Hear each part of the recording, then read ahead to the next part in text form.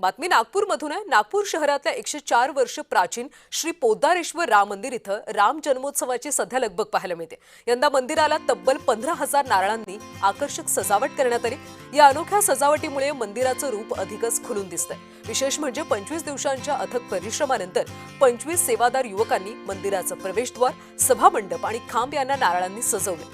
मौली धाग्याचा वापर करून करण्यात आलेली ही सजावट सध्या भाविकांचं लक्ष वेधून घेतेय।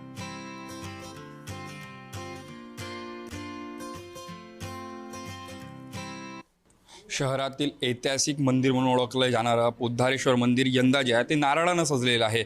या मंदिराची जी आहे व्याख्याता सुद्धा वेगळी आणि आपण बघू शकता की या ठिकाणी संपूर्ण आरस जे आहे ते संपूर्ण नारळाने इथे सजवण्यात आलेली आहे। रामनवमीची शोभायात्रा जी आहे ते मध्य भारतात जे आहे ते नागपुरातली प्रसिद्ध आहेत आणि वेगवेगळ्या झाक्याने एका अर्थानं जे आहे ते शोभायात्रेत दिसत असते। एक प्रयत्न जे आहे ते समाजाला दाखवण्याचा प्रयत्न या संपूर्ण झाक्यात असतो। आपण आपल्यासोबत जे आहेत ते या रामभक्त आहेत प्रवीणजी, आपण त्यांची संवाद साधूया। काय सांगाल, ज्या पद्धतीने ऐतिहासिक मंदिर म्हणून नागपुरात या मंदिराची ओळख आहे, कसं या पूर्ण नारळाच्या आरस आपण सजवलेला आहे?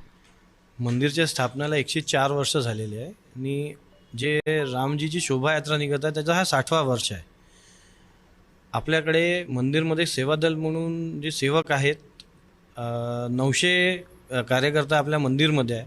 सर्वांमध्ये काही ना काही वेगळ्या प्रकारचा हुनर आहे। तर त्याच्यातूनही आम्हाला एक आयडिया आली की आपण सात्विक सजावट देखावा हे करायला पाहिजे। तर 2-3 जणांच्या मुखातून हे निघालं की आपण नारळ, मोली धागा जे देवाला श्रीफळ म्हणून आपण अर्पण करतो, तर त्याच्यातून आपण हा देखावा निर्माण करावा।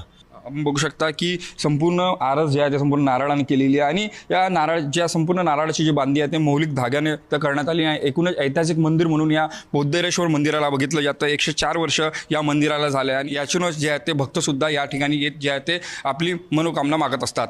कॅमेरामॅन मंगेश मोहितेसोबत तेजस मोतुरे, जय महाराष्ट्र न्यूज, नागपूर।